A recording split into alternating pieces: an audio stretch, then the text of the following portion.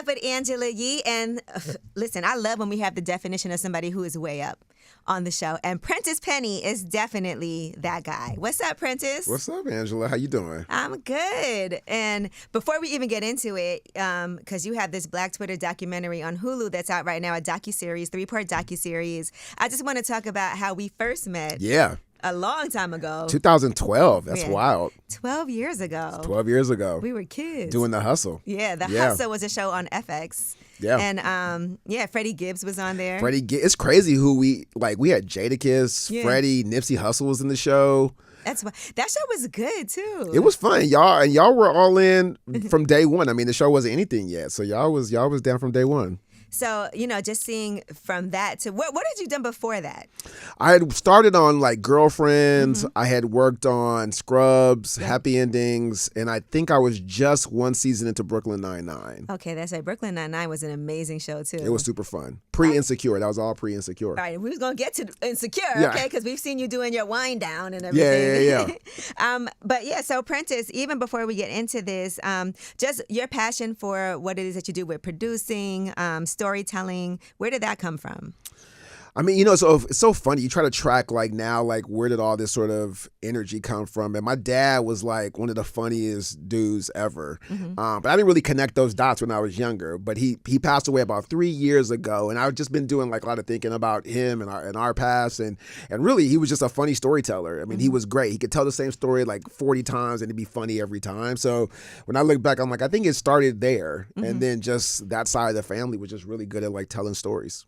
I think another thing you do well, clearly, is tell women's stories too. It's a balance because I also watch Uncorked, and I learned a lot, by the way, from watching that. But even like you said, Insecure, Girlfriends, even The Hustle, Yeah, fair. Being able to tell these women's stories, where did that come from?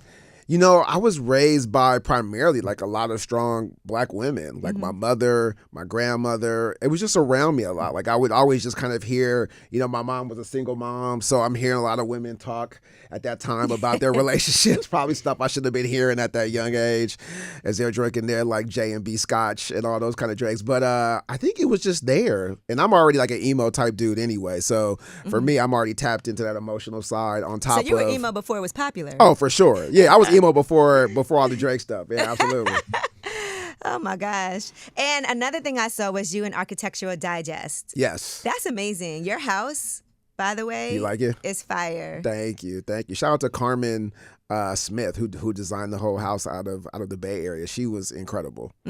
It's nice to be able to go home to a place that you love. Yeah, I mean, we were trying to figure out like what's the forever house, and I was like, I wanted to come home and let it feel like, like a super specific kind of house that not everybody had, but also still feel like a home, not just like, oh, this is nice to look at, but something to live in. We have 3 kids, and so we still wanted to feel like a house, like a home, and so she did a great job.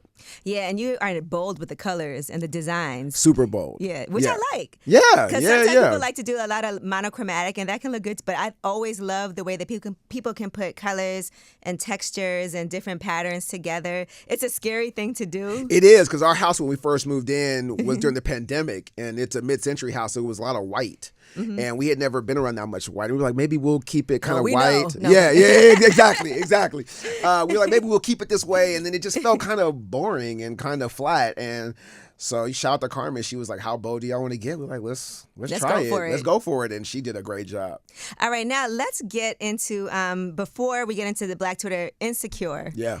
Man, that was one of my favorite shows still, like, of all time. Really? To go back and rewatch old episodes and, and I was definitely sad when Insecure came to an end. But I also understand wanting to go out on a high note. Yeah, Issa, it's so funny. Issa and I, from the first season, were like, how long do you want to do this? And we both said at the same time, 5 seasons. And then, but we never told anybody. We just kind of always kept that in the back of our head that like it was going to end at 5. Because we didn't want it to be like where people were like, oh, I get it. Molly can't get no man. Issa's clumsy. You know what I mean? Like we wanted to end on a note where people still wanted the show around. You know what I mean? As opposed to like, why are they still here? You know what I mean? And so it kind of sharpened our focus and the types of stories we wanted to tell, because we knew we couldn't be like treading water. We had to be super intentional about all the stories. So yeah, we wanted to leave when people still loved us and liked the show. Is it hard when you get attached to like certain storylines or relationships, and then you have to like write into it like they break up or Of course. I mean, it was. It really was like a family. So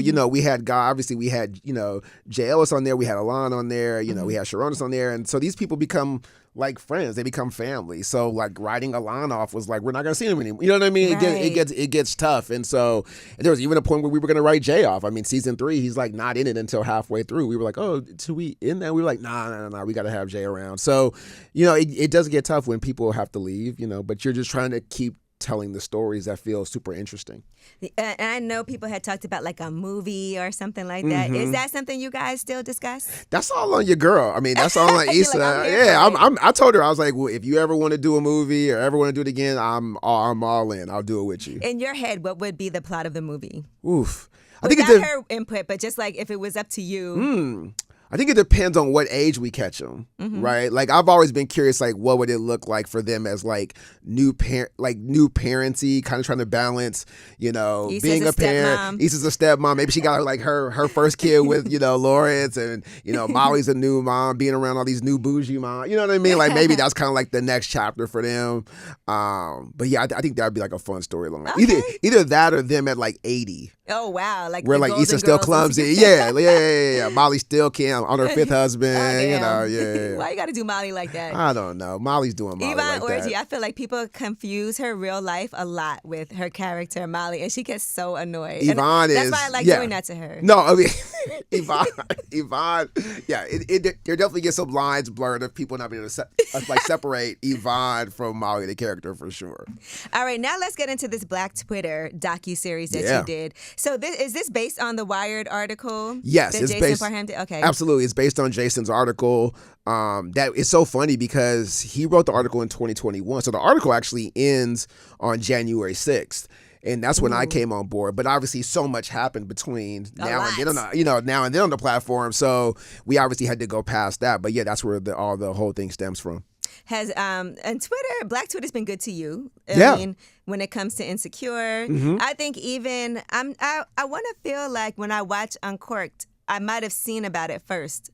Yeah, they were super supportive of Uncorked for sure. Because I think it was also a different, we were all home. It was the pandemic, you know what I mean? And I think it was a different representation of Black culture, right? Of seeing, Black culture in Memphis, but also seeing us do wine and things like that. Now that Dwayne Wade's got a wine label, all these athletes are into wine. So it was kind of, I think, like my our best perfect. friend Ingrid Best with I Best Wine. Shout out to her. There we go. Shout out to I Best Wines. She brought a sommelier up here, and the first thing did she? The only reason I even know how to pronounce that word is because of your movie. That's what's up. Yeah, I love thank that. you. I love that. But Black culture is always does that. You know what I mean? And so to me, it was a different way to see our culture, and they were super supportive of that too. Yeah. So are you a wine connoisseur yourself? I wouldn't say I'm a wine connoisseur. I drank wine, obviously, but I can't sit there and be like, oh, this is a so and so. I know the wines I like, or the types of wines I like. I want to get better at that so badly. It's tough. There's so much out there. I just kind of know like the taste profile I like, and I try to find stuff like that. Okay, so Black Twitter, let's go back to that. Certain things, I was watching this docuseries and I didn't realize. Like we were talking about this in the room, Scandal. Yeah. I just, in my head, the Scandal was always a big show.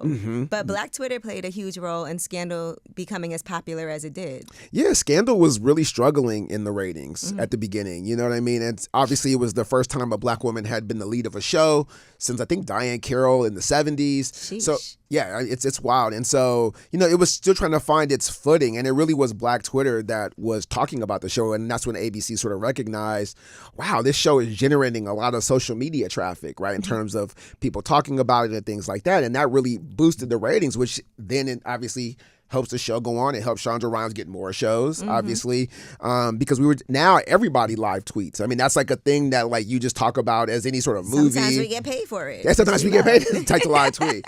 And but the live tweet, as we know, it didn't exist until that was just us being us. Have you ever been dragged by Black Twitter? Ooh, I don't think I've ever been dragged by Black Twitter, but when this doc was announced, ooh, yeah. It was definitely a lot of conversation around it. Did you anticipate that? Because I would think that I did. By definition of Black Twitter and having studied it and done this docuseries, in your head, you had to be like, they about to drag me. Some of them. Yeah, I definitely. It was the type of dragging that was happening, right? Which was more of the who is this? Who made this? Right? Which was like, oh, people just kind of didn't know who was making it, or I was being called the feds, which I thought was stuff hilarious. That people put on Twitter. Yeah, I was like, I guess, and also it was like, I had done other work that people like, so it was like kind of not getting the benefit of the doubt a little bit of like, well, if you like this, like maybe the intention will kind of be. I thought I would get more goodwill, but I was like, oh, Twitter, and I did in some way, but a lot of times people were like, why they gatekeeping, why they revealing our culture, which I also understand. But at first, I was a little not surprised that they did some of that, but surprised by the, I think, amount of it. Right. I mean, it never ceases to amaze me, certain things, because sometimes I think it can be like, certain things that happen on social media and Twitter, it can be really cruel. Yeah, you don't really, and that's the other thing, like you don't know the randomness sometimes of like how this is going to play out. Like some things play out totally fine. Some things play out, you're like, that's what you're going in about? Like that part? And so it's hard to sometimes even guess. Like when people go, oh, did you guys ever like shape stories for Black Twitter? I'm like, no, you'd be trying to chase your tail about like what they're going to get up about or what they're going to love or what they're not going to like, you know what I mean? So it's just hard to predict. How did you decide who would be well, I guess a lot of these people were in the article too. Yes. So that's what made you say, okay, we're going to talk to, this person. Because I saw some great people like Jamila Lemieux is on there.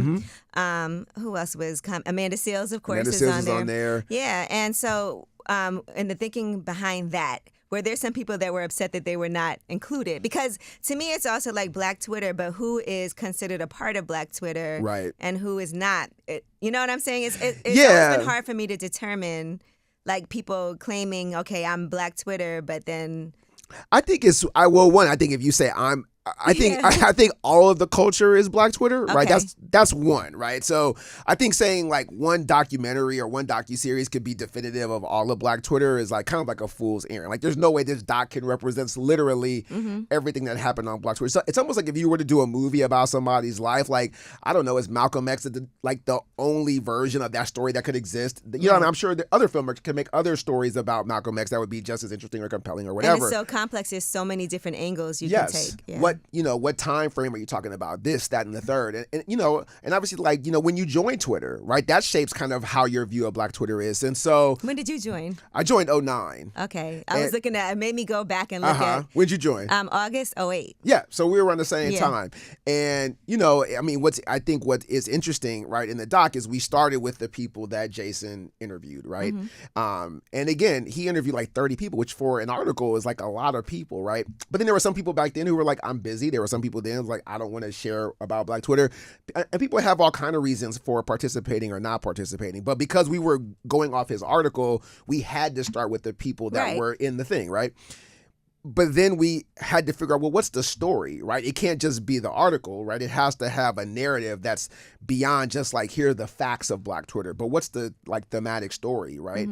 And once we figured out the story, which was kind of this coming of age story of Black Twitter, we had to find people that could speak to those moments that we wanted to discuss in the coming of age story. So then that starts to shape who you're talking to, right? And so, I mean, it's a documentary. It's, 15 million people on Black Twitter. You can't talk to that many people, right? So you're just trying to figure out who's available, who wants to talk, who's down to talk, who you feel helps tell that story. And that's why when people look at it, I say like, well, that's probably the wrong way to look at this documentary, like who they interview, right? It's almost like, but what are we talking about? Right. That's the more important thing, right? Less alone like, oh, I don't know this person. I don't know. It's like, well, I don't know your cousin either. I don't know why your cousin should be in the documentary. You know what I mean? But it's like, it's kind of missing the forest from the trees a little bit. It helped a lot of people get notoriety too. If you can have some like really funny tweets. I remember when Fab started tweeting and people were like, oh, he has a good sense of humor. Something they didn't know. And then, that's how that whole Ray J versus, and you know what? The way that Ray J even called in the show was I was in Vegas. Somebody told me Ray J and Fab got in a fight. And whenever something happens or somebody tells me something happened, all I do is search the person's name on Twitter. And that's how I can see if anybody's talking about it recently. And that's how I saw one person tweet about it. Really? And that's when I got Ray J to call in because I was like, I said it on the air. I was like, it looks like Ray J got into an altercation. That's crazy. And then Billy J called me and was like, Ray J wants to call in. Wow. Because he heard me say it and he was like, I want to tell my side. But that's how, I mean, you know, Black Twitter is like better than CNN. Yeah, you know what I mean? I get so much, honestly, when it's time to like prep for things, one of the best things to do when you want to study somebody is just kind of do like, look at their Twitter page, but then also see like the engagement, who they're talking to and what people are saying. Yep. And that helps a lot with shaping like what type of questions you want to ask. Sometimes for me though, like I went to just the other day, I was going to write something on Twitter and then I was like, or as we call it X now. Yeah, we don't call it Twitter. X. We don't call it X. But I was like, let me not even do that because I don't even want to write things and then people, you know, all of a sudden. Come for you. Because I was just thinking about like, you know, renovating my house and how I have no patience. Like I'm so impatient in everything I do. Like I want things done right now, right away. So I was just gonna be like, oh, I'm so impatient. That's one of my. And then I was like, you know what? I don't know what people are gonna think. and I like sometimes I just don't want to be bothered because it's such a crazy for sure place. You know? And I think it's one of those things also too where like not everybody has to know your every thought either too. You know what I mean? But you know that's the thing about Black Twitter is like that's one thing I do love about it is like you're gonna get a lot of different opinions because we're not a monolith. Right at the end of the day, right? Like you're gonna, you know, as much as I would love everybody to love the doc, that would be like not interesting or not fair. Right. You know, because it's like we're not like we don't all think the same. And I also think that when you really want to be great at something, you have to do things that everybody doesn't like. Yeah, 1,000%. It's just like fashion. You could wear something and think it's amazing, and some people do, but then there's going to be a lot of people, if you decide to jump out there, that hate it. Yeah. And you have to be okay with that. With art. 100%. And I tell this to my kids, and I think it was one of the things I tried to do with the doc was, you know, I'd never done anything like this before. You know, all of my work pretty much had been scripted to that point. And so, you know, I was afraid to fail at this, you know, because you're like, oh, you get known for something and you get known for having success. And so the idea of having a failure on your thing is kind of like not great. But I knew I also wouldn't get better, or, you know, as a creative if I just always did things I knew I could do. So I was seeking, trying to be uncomfortable. I was seeking, trying to find something that would, again, push me out of my comfort zone, like to be creative in a different way, right? And so I'm so glad I did, you know what I mean? You know, regardless of what the outcome of that was going to be, you know, for me, it was like the process of that. How did you and Jason come together to do this? Whose idea was it? Who approached who? Yeah, so, you know, Wired Magazine is owned by a bigger conglomerate called Condé Nast, and so they have their own studio that they have, and so Sarah Amos, who works in there sort of adapting stuff into TV or movies, came to me and was like, hey, I want you to direct it. And I was really nervous again about doing it. I didn't know why. I was like, I don't do this. And she was like, we need somebody who can tell a narrative, not necessarily like a documentary filmmaker, someone who can tell a story to tell this story. And I was really nervous to do it. And it really wasn't until I thought about Spike Lee's one of my favorite filmmakers. And I thought about how obviously he does movies, but he also does docs, right? He did like When the Levees Break and Four Little Girls, and he did the Off the Wall doc about Michael Jackson's album. So I was like, well, there's, you know, something to sort of, you know, hang my hat on, like, let me try. And I'm so glad I did, because it just pushed me in a way that I would not have done anything like that before. What are some things that you learned from this process? Well, from the process, it was a fun thing to, again, stretch your muscles creatively, right? Like I knew in the doc, I had watched a lot of documentaries right before I started filming it, and I was like, I always feel like sometimes docs are kind of interviewing people in kind of like generic spaces, and I really wanted the spaces that we talk to all the people at to feel super specific in the way that Black Twitter feels, right? And so I was like, I want them to be in sets where Black people tweet from. So barbershops, hair salons, the subway, right? And places like that. So it was like, I wanted all the locations, all the sets to feel like where we engage from, right? Things like that. I wanted to use sort of GIFs and memes to like punctuate things comedically, right? In the same way, I wanted the visual style of the doc to feel like you were in Black Twitter. Yeah, I mean, Black Twitter is a hilarious place too. It's very creative. You're like, it is. They should be getting paid for these tweets. For real. Amanda says this great thing where she says, "I didn't know so many people on Black Twitter had Photoshop and graphic arts degrees, because we will Photoshop a thing into something real quick, like no joke. Like, and it's like, this is brilliant." like dragging you, sometimes you have to laugh. Like, it's hilarious. This is pretty funny. It's because and that's the other thing we were saying. Black Twitter's like the back of the school bus when you go on that field trip, right? It's like anybody can get these jokes. Nobody's above it. There's nobody that's too cool to be, getting cracked on. And that really is the space. I think it's a great democratization of space on there where, again, everything's equal. Yeah, you get to see one person you touched on was Rihanna. And we had a chance to see her clapping back. Oh, clapping back. And like, whoa. Yes. Like her clapbacks were ouch. Oh, like, savage. I think and that's how she got savage. Yeah, right, that's how. And we talk about that, like her. You talked about Fab. It's like when you're thinking, oh, people didn't know he was like funny, but if you listen to his music, Fab stay having punchlines in his songs, right? So it's like him posting it on Twitter is kind of, to me, like a natural extension of who he already was. And same with Rihanna. It's like you're just kind of watching, like the world kind of got to see the natural extension of who she was at a time when,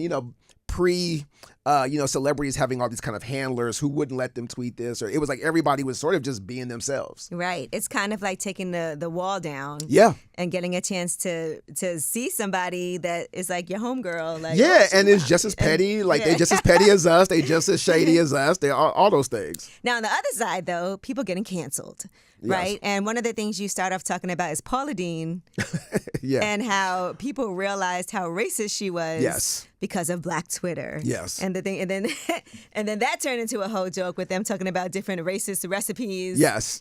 And I mean, that's one of the things too of Black Twitter is like it's like sometimes, jokes. Like we're definitely going to have these jokes. And I think what's interesting sometimes on Black Twitter is there's the way that Black culture will seriously mobilize, right? And have like a real beef and articulate the real problem with it. But then there's other times where we use humor as a method to call those things out, and the same kind of outcome still happens for us, right? It's like we still get to like stand up for ourselves, but we're using humor as the way to do it, as opposed to like, well, here's why it's wrong, blah, blah, blah, blah, blah, blah. Because sometimes the humor puts a different spin on it that makes it feel not so like in your face, but just calling out the fun of the hypocrisy of it. And obviously, I don't know where Paula Deen is now, but it was wild. Listen, do you think that people, because I kind of had this theory that most people, everyone talks about how bad cancel culture is, but I think the majority of people don't get canceled.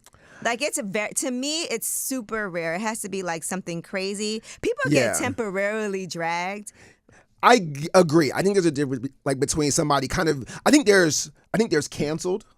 I think there's dragged, and I think there's timeout. Right. Yeah. And I think sometimes people confuse being put kind of in a timeout. And I've learned like also Twitter timeout is like a couple of days. Because for the most part, somebody's going to do something. Something will inevitably happen. And then it kind of goes away. Like, look, right? all we talked about was Diddy, and then this whole Kendrick and Drake beef happened, and and people be like, I know he's happy that, because every time something happens and you're in the headlines, and then something else happens, you're like, woo. Yes. Get the heat off me for a minute. 100%. It takes the news cycle off. So, there are people who are like canceled, and then there are people who, like you said, who get dragged, and then I think most people get put in timeout, but because all of that kind of gets mixed in together sometimes, that it's hard to figure out, well, which one are you in? But I do think there's more degrees now of that than there was before.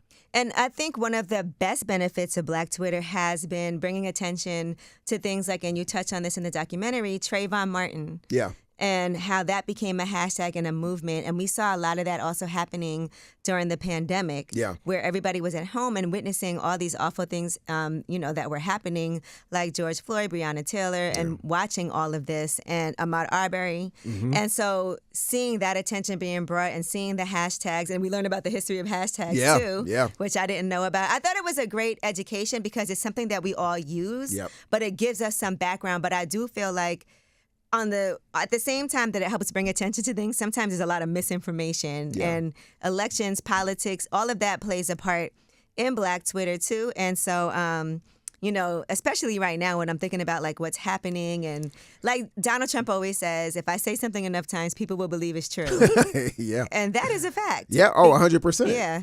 And we talk about that in episode 2 a lot. It was weird editing episode 2 coming up to an election cycle, because it's like man, we're here again. Yeah. We're here again. And if we don't kind of learn the lesson from previously, we're going to fall into the same mistake. You know what I mean? And so, it's a weird time to have this come out during an election year for sure. Because one thing I can't stand is Twitter activists. People who go on Twitter, they don't do nothing in real life but tweet about what needs to happen or like what you need to do. Who's not doing their job. Yeah. And it's kind of like, okay, but what are you doing? Yeah. And that's always how I feel. Like I see people talking about do this, do that. Oh, that person's whack. This person's terrible. This person. But what are you going to do now to provide some solutions or to help? Yeah, and that's also like an interesting thing too, right? Like somebody was saying to us, like Twitter is a real place, but it's also not a real place, right? So it's like a real place in that, we come together for humor. We come together to,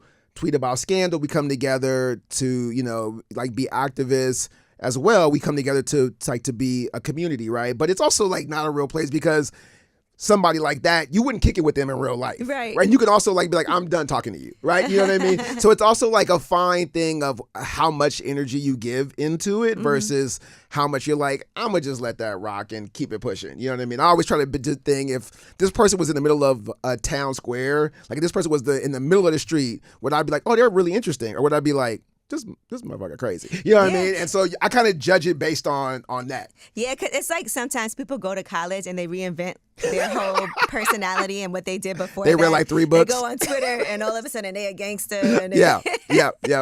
See, brother, what you need to do.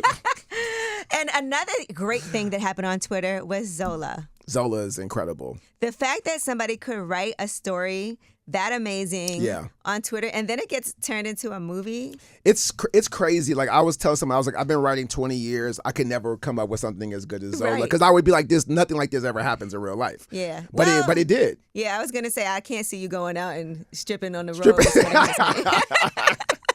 But I always say real life is more interesting 100%. Than anything. And her real life story, I had a chance to meet her. Really? Yeah, and host a movie screening for her and everything. And it's crazy. What was her point of view about all of this? I mean, I think she couldn't believe it either. Yeah. And some parts of the movie obviously were not, accurate to the whole story. And there were people that didn't believe certain things, that's always going to happen because it's her point of view. And I think the girl that she went on the road, had a whole different, of course, of course, a whole different type of story. And then when you're doing a movie, it's never going to match. No, it's never going to be the real life a situation of what happened. Now I know you have other projects that you're working on, and one in particular that I was thinking looked really interesting was Queens. Oh, okay. So can you tell me about that and what made you decide you wanted to do a movie about immigrant women in New York City? I mean, a show. Yeah, that was actually at HBO. So we're actually that was actually a play by Martina Mayock. And we're still sort of in the weeds of that a little bit. Since I've left HBO, like we're not as involved in that anymore. But she's an amazing playwright, and that was and it was based off of work she did. And so, again, it was just stories that you don't typically hear, right? Which I think is the thing that I think I typically kind of gravitate to are stories that feel like the people over there, like what is that person doing? Yeah. Like the person that you're not kind of expecting who to follow, right? Like that was kind of the appeal, to do Insecure was, here's a story about a Black woman. You typically, if this was a normal sitcom, she would be like the 4th or 5th lead. She wouldn't be the person you'd follow in their personal life, right? And so to me, those are the kind of stories I gravitate to, are the people that you kind of feel forgotten about, which is the same thing about, Black Twitter. It's kind of a culture that you don't really think, has done a lot. If you're outside of it, obviously if you're in it, right, you know what we've done, but I think if you're outside of it, you're just like what is this thing, what is that? I'm not really paying attention to that, but it's like it's driving culture, it's driving conversation. So yeah, one thing I loved about Insecure, just piggybacking off of what you said, was obviously it came from her series Awkward Black Girl, but it made me feel more comfortable with being awkward because she did so many awkward things. I was like, oh, that's how I am too. Yeah, and it's so funny. Like I remember when we were selling on a title for the show, and the head of HBO at the time said, I don't think we should call the show Insecure. Like when I see you, I don't see you as insecure. I see you as a strong Black woman, blah, blah, blah. And he was like, that's the whole point is that you do seem like that, but that's not how I see myself all the time, right? I don't see myself like that. And a lot of Black women don't see ourselves like that. We don't always see ourselves as the sort of, Black woman that's got it all together all the single time. You know what I mean? You have to act like it. You have to act like it, but that's not really who I am. But and inside you're dying. Inside you're clumsy as hell. And so, so I think those are the types of, so I totally agree. So do you feel like you would do more documentaries or docuseries after this? Yeah, I definitely would. Okay. I definitely got the bug to do it. I don't know what subject matter it would be. I think it's just the same way that Black Twitter came. It would just have to be a subject matter that I thought was really interesting or had something to say. But 1,000%, I love this process. It's long. Ain't no money. But and that is one thing about documentaries. You know, I did a docuseries. What was it? So this was on VH1, and it was called My True Scam Story. And it was. Oh, I remember that show. Yeah. Jennifer Williams. She got from Basketball Wives. Yep. She got scammed from a guy she was dating out of her Range Rover and some money and things like that. And it turned out he scammed a whole bunch of people. Because I love a good scam story. I mean, it's. Were you following the Risa Tisa thing? Yes, of course. Yeah. You know, somebody, shout out to Kim Osario. She hit me the other day. She was like, girl, if you have Risa Tisa on the show, call me up. I want to meet her. But I was actually, while I told you I was moving, I was packing up my house. And while I was packing, I had the whole thing playing. There was a YouTube that had it all at once. All laid out. I saw that. Yeah. I was on the YouTube. It was like 3.5 hours. Yep, it's I was long. like, let me put this on and watch this. And it, you know, it's crazy. To me, that's such a talent to be able to tell a story like that and have people captivated, but it's just you. Yes. It's hard. And you're like, hold on, let me get out of my car. I'm going inside. I'll be back later. Yep. And we're like, come on, hurry up, come back. But it's one, like somebody said to me, Zola walked so Risa Tisa could run.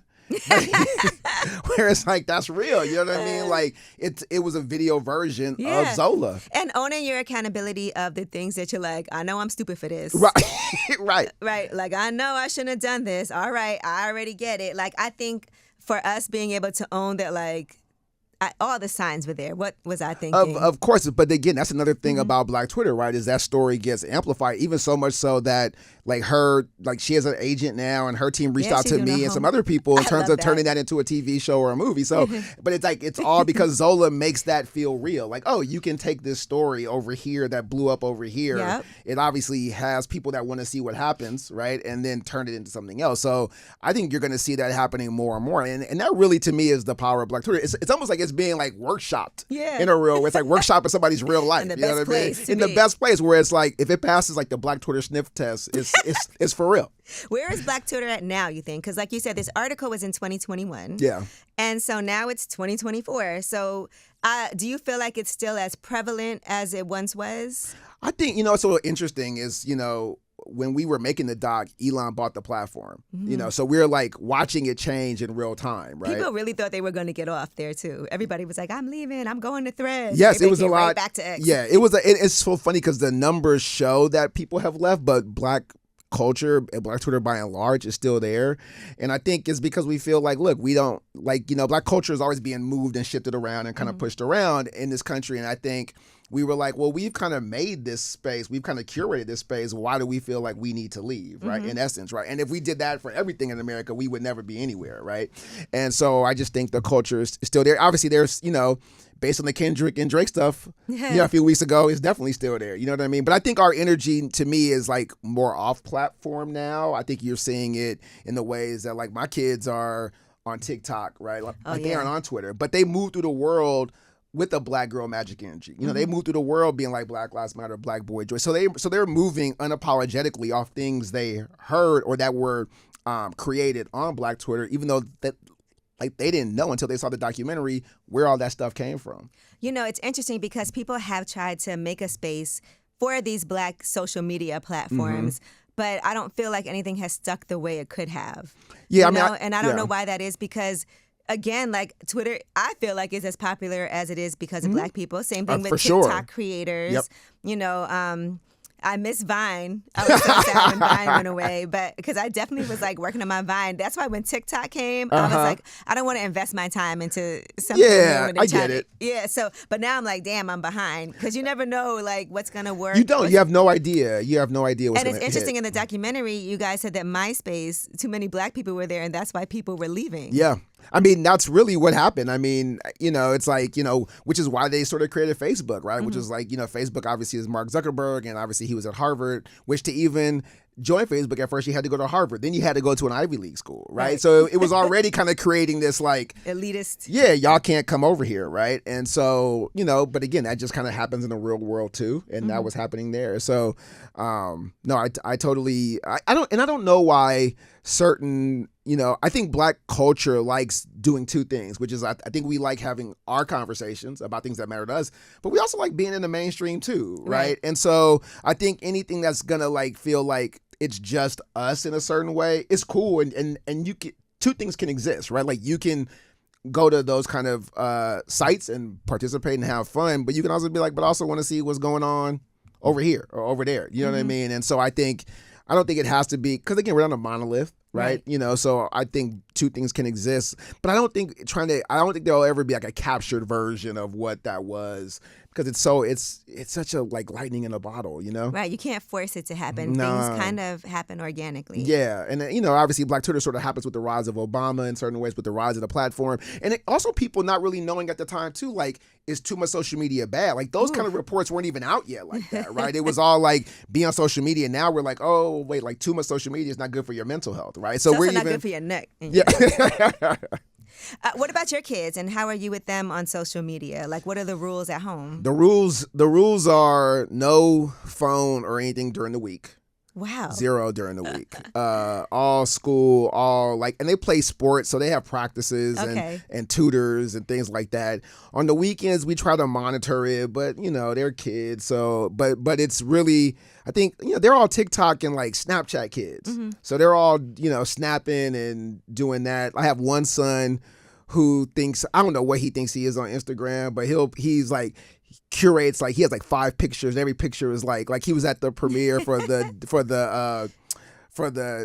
doc, and the hashtag was like bits and pieces, and it was like him in a suit, and I was like, what does bits and pieces mean? He's like, I'm just like giving the world like bits and pieces of me. I was like, calm down, man, calm down. Look at him curating content. Yeah, very curated. Like, he's got like 5 pictures. He's like, I'm not trying to give it too much. So, and my daughter like snaps, I'm eating Frosted Flakes, snap. I'm drinking water, snap. You're like, so it's too much. It's just too much. She's got like 8,000 pictures. My other son's got like 5. So it's all a mixed bag. I feel like everybody wants to be an influencer now. Like, they think it's a great way to make money, but it's not easy. It's I not. know so many people that are like trying to be influencers and doing things and trying to curate and trying to figure out, how can I monetize this? But it is something that you just can't force. Like, it's not going to just... It isn't. It's a real organic thing. I think it reminds me of, even when I think about like Club Shay Shay and stuff. It's like, not everybody can do that, right? You know what I mean? Like, not everybody can just be like, oh, this isn't a career I trained for. Right. It's just like, I just talk to people. He has the most watched interview on YouTube ever in any category with Cat Williams. And if somebody would have told you this 3 years ago, Shannon Sharpe is going to have the biggest podcast, you'd be like, what?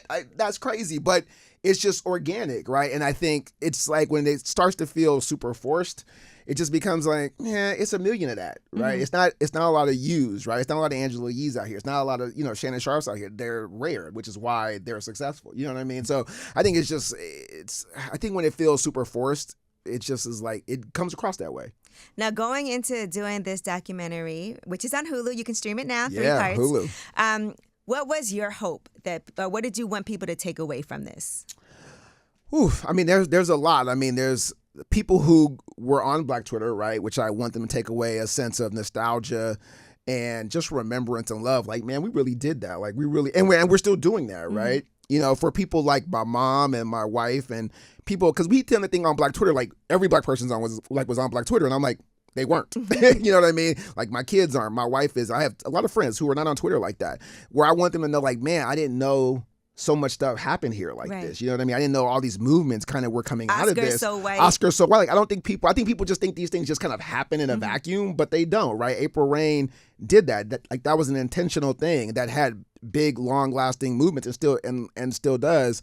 And then for people who are not a part of the culture, like, just to recognize, when the culture is saying something, that matters, right? And it's not about seeking their validation or anything like that. It really is like, hey, when the culture is speaking, we need to listen, and that's important. All right. Well, Black Twitter, People's History, is on Hulu right now. So make sure you guys support, watch it. It is nostalgic. So when you see it, you'll remember a lot of things. You'll learn a lot of history of things that have happened. 3 parts. So I know I'm loving it because, like I said, when I first joined Twitter, my brother made me join. Really? And he's like a tech person. Okay. And it was like kind of a space for musicians, I believe. He was telling me there was like a lot of bands and musicians early on. I can see that were on Twitter, and that's kind of what it was for. And when I first got on, a lot of people weren't on there like that. No, it wasn't a lot back then. I actually got, and Jalen Rose always says I'm the one that got him to join Twitter. Really? Yeah. Also, like Ryan Leslie, Nicki Minaj. Wow. Super early on because I wanted people to go on because I had nobody to talk to. When I first joined, I done did everything. I was on Friendster, MySpace. Oh, you was on all of them. I was on everything. Black Planet. Oh, I see why you tired of tapping back in. You was on Nat Noir, all them things. Yeah. But I enjoy it. I think it's a great way but I think that people also have to realize you got to live your real life too. You do. It's okay to go on there. I'm on there for work. And then I definitely set rules for myself. Like when I'm not working. Yeah, what are your rules for it? When I'm not working, I really don't look at it. Okay. And then I honestly feel like I need to post more because there's things that I definitely want to highlight that I have going on. Keep it positive. You won't see me leaving like nasty messages or attacking people or things like that. It's not going to happen. And I also make sure I don't write anything that I never want to come back to me. So I would never go on there and... How do you do that? I'm curious. How do you decipher this is something in maybe 3 years I'm not going to like? I just don't publicly write things that I feel like can be inflammatory or nasty. I only write positive things. That's good. My rule. So if I'm going to go on social media, if I want to talk shit, it's with my friends in private. I'm not mad, yeah. And it's not even on text, okay? Yeah. And if I'm on social media, those are things that I have, a bigger picture in my life of things that I want to do, and I never want certain things to come back to haunt me. So when I talk to kids, I always tell them, when you're on social media, be careful of what it is that you're saying and writing because it does live forever. It does. It's cool to be funny, but it's never cool to be like cruel. Yeah. I tell my son the same thing. I was like, hey man, it's gonna be out here one day, like an employer. We don't see people lose opportunities. 100%. Get into college and get their admission revoked. We've seen that happen. My man that was on SNL, I forget his name was who got hired by SNL, and then some tweets come up, and then so it's just or you sign to somebody, and then next thing you know, they pull up them old tweets. It's like, sorry, you got to go. But so just be careful of what it is. Everybody, you don't have to do that. I try to keep it positive. That's my only rule. I'm with that. All right. Well, Prentice Penny, I appreciate you. Always a pleasure talking to you. Same here, Angela. Thank you. And make sure y'all watch and support. Like we said, it's way up.